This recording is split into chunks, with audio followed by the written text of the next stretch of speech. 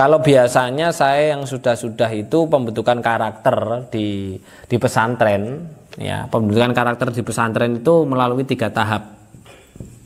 Tahap yang pertama adalah RK.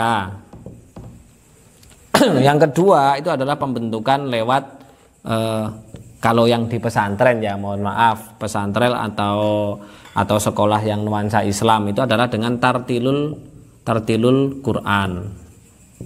Kenapa dengan tartilul Quran ini? Sebenarnya gini loh Mas Odi, penurunan gelombang otak lewat Al-Quran itu bisa sebenarnya, ya sebenarnya bisa.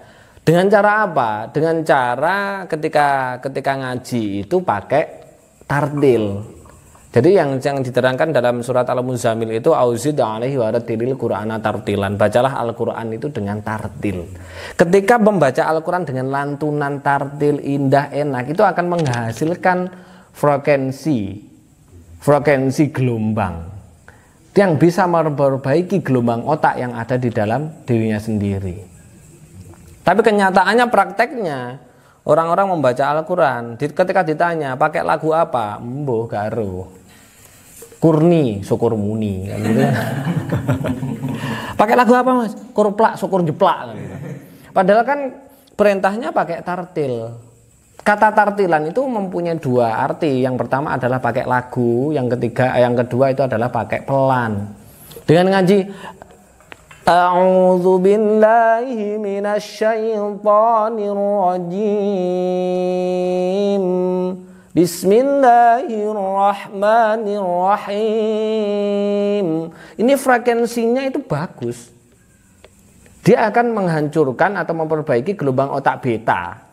Akan menuju ke alfa. Makanya anak itu bisa tenang. Coba kalau nggak percaya, kalau waktunya nikahan itu. Ketika nikahan kan ada itu yang membaca ayat-ayat suci Al-Quran gitu. Adem nggak rasanya? Enak nggak rasanya? Karena frekuensinya bisa memperbaiki gelombang otak Anda.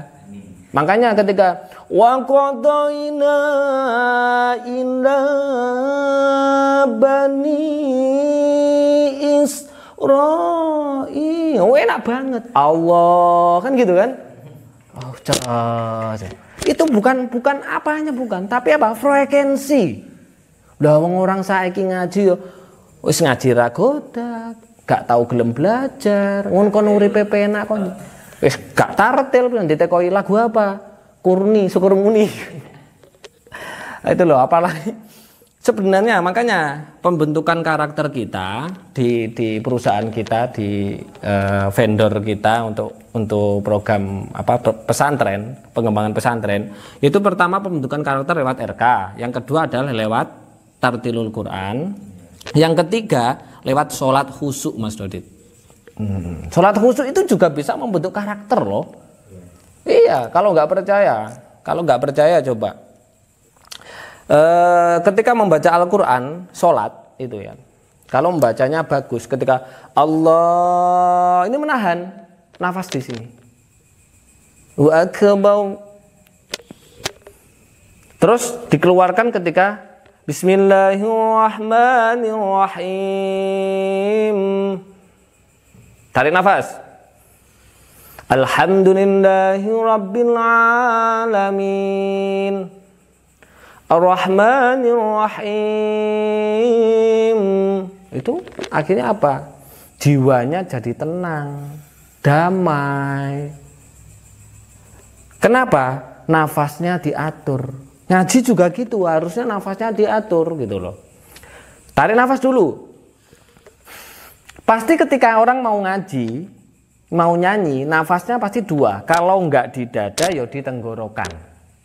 Bukan di perut, nggak ada. Mau ngaji nafasnya ditaruh di perut. Ya ora iso, gak kuat. Tapi ngaji pasti tarik nafasnya ditaruh di dada. Makanya ahlu Quran pasti mereka ya lumayan kelakuannya lumayan bagus. Karena apa? Pernafasannya juga bagus.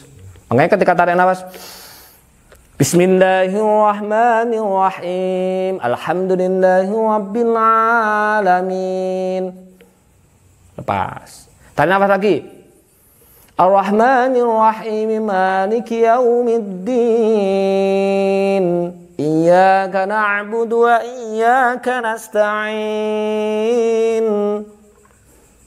Jadi pernafasannya itu diatur sembari dengan membaca. Akhirnya frekuensinya itu menghasilkan 500 MHz ke atas yang bisa memperbaiki gelombang otak 20 MHz sampai 5 MHz gitu loh. Itu adalah proses pembentukan karakter, Mas Dodit. Iya. Makanya opo-opo kudu dingelmoni. Urip donya ning donya gak nggih ngelmu ya susah. Sembarang karir kudu dingelmoni sesuai dengan perintahnya. Man arada dunya fa'alaihi bil ilmi. Jika kau menginginkan dunia itu dengan ilmu, begitu juga menginginkan akhirat dengan ilmu dan lain-lain. Jadi kalau RK kita ke anak-anak, nah, itu kalau yang model nanti privat atau mendatangkan kita beberapa kali ya cukup RK dengan kecerdasan. Tapi kalau yang bekerja sama dengan kita pembentukannya lewat RK Tartilul Quran dan ini dengan sholat khusyuk. Tapi ini untuk teman-teman yang muslim. Yang non muslim juga ada komplit. Kalau di teman-teman Hindu ya makanya ketika mengucapkan mantra Gayatri kan juga dengan lagu itu ya kan. Om Bhurbuwaswaha Tatsavituru Varenyam Bargo Diwasa Dimahi Diyo Yonah Prachodayat. Itu menghasilkan frekuensi. Begitu juga makanya seperti Ronggo Wasito, Sunan Kalijaga ketika membuat serat Jawa, itu kan ada lagu Pangkur, Sinom, itu juga kan pakai lagu kan, frekuensi juga getaran. Ngelmu iku kalakone kanthi laku lekase lawan kas tegese kas nyantosani lho. Oh gak mau diwaca enggak, semua itu ada lagunya. Lah lagu itu menghasilkan frekuensi. Lah frekuensi menghasilkan getaran.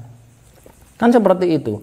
Mingkar mingkore ngangkara akarono karnan mardisiwi. No. Ronggo Warsito. Terus siapa namanya? Skripsi saya lupa ya aku. Semuanya orang dulu membuat serat itu semuanya pakai lagu. Nah, sekarang kita membaca Al-Quran, serat dan lain-lain kok nggak pakai lagu, ya akhirnya gelombang otak ya beta terus. Ketika beta ya ruwet, was-was, khawatir, kakek utang, urip susah dan lain-lain. Intinya semuanya di frekuensi.